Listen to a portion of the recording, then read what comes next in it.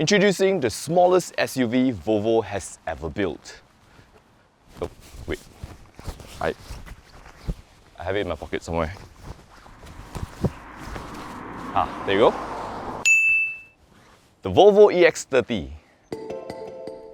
The latest and definitely the smallest is about to be launched in Malaysia. But first, we come to Gothenburg, Sweden to try it out.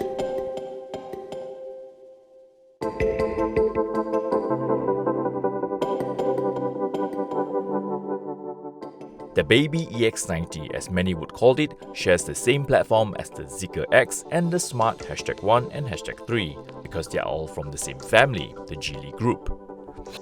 Volvo is really not joking about how tiny this car is. It is really small. If you compare it with the XC40, it is 207mm shorter in length, 36mm narrower in width, and naturally it has a shorter wheelbase at 52mm shorter. You can see it's a shrunken EX90 with a almost similar front with this store hammer design but without the whole animation going on. Obviously it's an EV, so it doesn't have a grille. Quite like the front, I just find it a bit droopy. As we move around here, there is actually a arrow thing that's going on here with a slot for the air to go through. Towards the side, when you look at the fender, it looks almost like a clamshell hood. The wheels are huge, 20-inch in size, which is great because then it makes the car look a bit more proportionate. Quite like the design of the rims as well. The side mirrors, I like it. It is actually kind of borderless around the side mirror, which is quite cool. And if you look at the side silhouette, it's just pretty sporty. I quite like this part here with a little step that goes on here and then the badging at the side here as well. As you come along to the rear, this is pretty much EX90 except for this new part here. It reminds me a bit of a French car with a quirky design like that. This thing here, a little bit Polestar-ish, a little bit EX90-ish, so which is great. Yeah, as you can tell, standing next to it, it's tiny. The Volvo EX30 won the Red Dot's Best of the Best Design 2024, and I agree, it looks great in person and it gets better when you get inside. However, looks kind of unrecognizable. Volvo has taken minimalism to the next level, really. It doesn't even come with the middle cluster at the front. Instead, you get a sensor that reads your attentiveness and all that. The steering wheel is not round, it is square with a flat top and bottom. You get a huge screen in the middle, and even the interface is not something that you've seen before. So I believe it will be the latest Android Automotive OS version. In terms of speaker, you only get a soundbar at the front. If you look closely, you don't even notice there's a soundbar in front. So by doing so, they don't have to run wirings and speakers along the doors and all that, so you get more space. So that's how minimalistic it is. In terms of the material, they have gone for a very sustainable direction with lots of recycled plastic, recycled polyester, recycled aluminium even, and steel. You can even opt for carpets that's made out of recycled plastic bottles and all that. Now, if you look here, you can't find the glove compartment. The glove compartment is actually here, and to access this, you have to go through the screen. So about that, lots of things are in the screen now. So for example, glove compartment, there you go. This is quite clever because you then won't take up a space here, so your passenger gets more space, and both the driver and passenger can access whatever that's inside a lot easier, but you have to go through the screen. Climate controls are all here, of course, obviously the settings. I pretty like how it looks, but it takes a bit of time to get used to it. And because there's no meter cluster right in front of you, everything is up here on top of the screen. So it's a bit like a Tesla where most of the things are on the screen. Speedometer is up there, your adaptive cruise control and all the little icons will be appearing here as well. Later on, I'm going to try it as I drive to see whether it is actually good or not. Where is it ergonomic in terms of when you're driving, does it take away attention from the road by looking at the front here. Look, check this out. There's a little drawer that you can access by just pushing it. Now, where are the cup holders, you ask? There you go. Very simple yet clever design. If you have drinks, you can put it here. If you don't have drinks, it'll just be a storage compartment. Here's your access to your windows. There's no armrest compartment because it's all here. So it's very unconventional, which I quite like. And you do get a huge panoramic roof as well, but it doesn't come with a screen. So Yeah, it's a bit like the C40, so you have to really tint it out. As you can see here, the materials are pretty unique as well. This is called a granite design, and you can even choose the recycled denim material as well. These vents are also pretty cool, very unique. Oh, another thing that's very unique is this. Now check this out. The seat control is actually just a knob. It's a square knob, which is pretty clever because this is what you do. In order to access it, you just slide it in front, push it backwards. To lift it up, you just have to lift up the knob, the square knob, push it down, push it down. It's quite clever, it is really intuitive. You just need one little button or knob to access the whole seat arrangement. Now, let's check out the rear. So as you can see here, it's not exactly roomy back here. It's just nice. The floor of the car is slightly raised up because it makes way for the battery. That's why it does feel like you are slightly squatting back here with your slightly angled knee as well. But that being said, it is a city car, so it's meant to be for kids perhaps, school runs, or even for very short trips, which is good enough. So back here, with this large panoramic roof, it feels very airy, so that's really good. In the middle here, you get your window controls, you get USB-C charging ports, you get this compartment over here with this removable bin, and really cute, you can see, molded design with a moose. Very Swedish. So it's great for you to clear out your rubbish or snots with tissue with snots and all that. Oh, I didn't talk about the handle. The handle is really nice. I guess it's made out of aluminium. Very high grade stuff and very solid as well. Very thin and simple, but it works and feels great. It's not flimsy at all. So, about the seat material, what we are getting apparently are fabric seats. And this is a combination of fabric and also vegan leather. Headlights are really small, just nice. I'm 175 cm tall.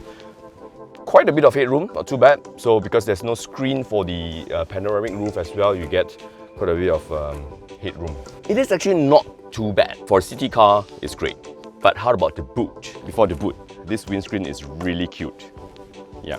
Anyway, to access the boot, the button is hidden here within the design. And as you can tell, it's not exactly large, it's quite tiny. A bit of space down here for your charging cables and your little things. But actually, if you can't decide what to put in or you don't know what can fit, it tells you. Will it fit? Okay, it can fit a stroller, a luggage bag, a potted plant, something that looks like a gas tank, a backpack, a standing lamp, and also a golf club. So, if with the seats folded down, you can fit in something that's as long as 1.76 meter. So yeah, if you can't decide or you don't know what your car can fit, there you go, there's a little manual for you.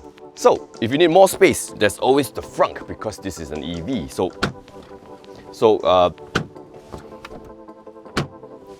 you get a little area here for space and also a little graphic to entertain yourself. It's almost the same graphic as the one in the center console from the rear passenger area. Yeah, just a reminder that you don't run into a moose.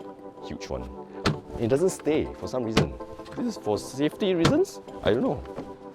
What if you need to... You can't. You can't. You have to do this. Look. Why? Oh well, let's just move along to see how it drives. We started from the city of Gothenburg to the lush, beautiful Swedish countryside. Bobby Ang got behind the wheel first, and I'm happy to report it is a great car for the passengers. Minus Bobby's occasional crazy driving. Now it is my turn to make it uncomfortable. So, first impression, I like it already. One thing about the C40 and the XC40 that I like is that it drives a bit more like a normal car. A bit more of a ICE feel to it, where you sort of have to work the car a bit more to get it up to speed. That's the beauty of those two. This one is slightly more towards the EV feel, very light, everything's very light.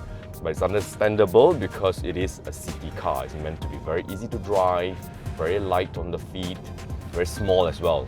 It is small, but it feels very airy in here, and visibility is great, windscreen is huge.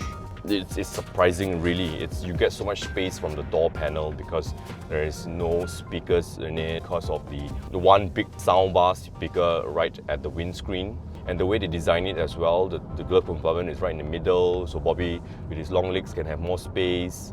And then we both can also access the glove compartment from here, but you have to go through the screen. Yeah, so that gets a bit of getting used to. Coming from a Volvo driver, this looks very unfamiliar to me. The steering wheel is very unfamiliar, it's not even round, and then the controls on the steering wheel are also very different. It doesn't have that one-touch pilot assist activation anymore, so I need to learn how to use that. Bobby was struggling just now as well. We love that one-touch pilot assist activation thing, but it doesn't quite work here because everything else is then shown on the screen. So without the meter cluster, you sort of have to look. You have to side-eye the screen in the middle to see how fast you're going, to see if you're in the right mode and stuff like that. You get this little sensor in front to read your attentiveness, eye position, and whether you're yawning and all that. So in terms of comfort level, it is great. Also because the road here is so smooth. I need to look for some potholes to try out our real-life driving, like as if you're driving in PJ. Okay, the steering is light, so earlier on I did help Bobby to change the steering wheel. I'm gonna try it, attempt to do it myself. Of course, you get to, okay, look. Focus on driving, stay attentive and avoid whatever that is. You have this infrared thing that's pointing at your face, but everything else is on the screen. So as you are trying to set up your car or change mode or change any settings, you have to look away from the road and look at the screen. And then it tells you not to look at the screen. So how is this going to work? I'm surprised Volvo removed the one-touch activation for the pilot assist feature because I love how it is done on my XC90. After fiddling with it for some time, okay, I've managed to figure out how the pilot assist works. So it's kind of like a... Oh, it's not really a two-step as well. If I were to go back, if I were to press that button, it goes back to my previous setting, which is lane keep and also adaptive cruise control. Yeah. okay, back to more fiddling. And then we finally found some potholes to crash into. Really bad ones? Ooh, not bad. Really not bad. Feels just like home in PJ. Very comfortable ride, very competent. Volvo Car Malaysia will be offering 3 variants. The first 2 are the Core Single Motor Extended Range and the Ultra Single Motor Extended Range, both with up to 480 kilometers of range. While the top variant is the 428 horsepower Ultra Twin Motor Performance, which is what I'm driving now. It is the fastest Volvo ever made. It can get you from 0 to 100 in just 3.6 seconds. In 3, 2, 1, go.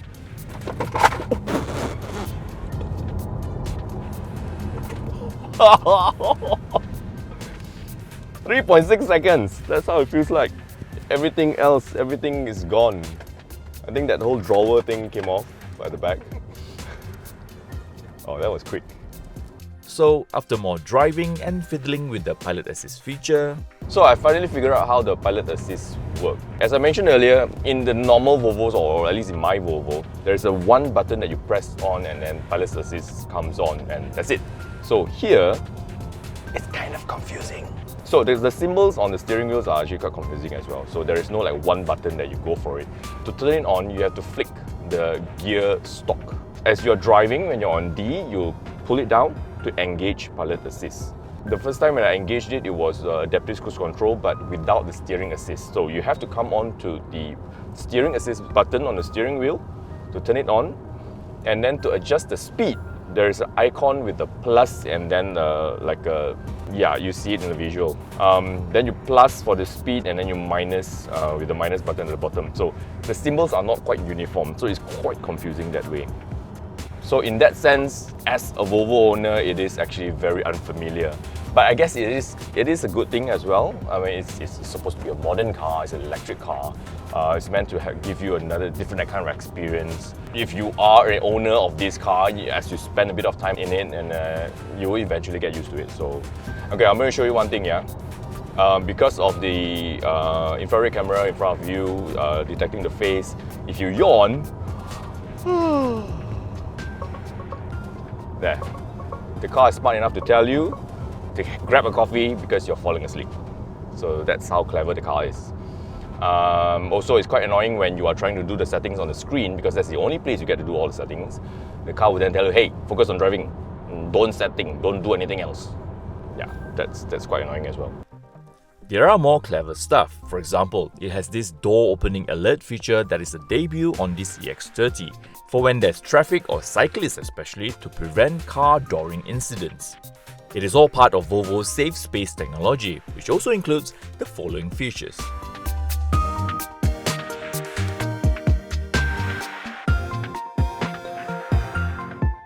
To sum it all up, I really like the EX30. I love the design, especially the interior. Even though it is small, it is mighty quick, it is big on safety, and it is kind to the environment as well.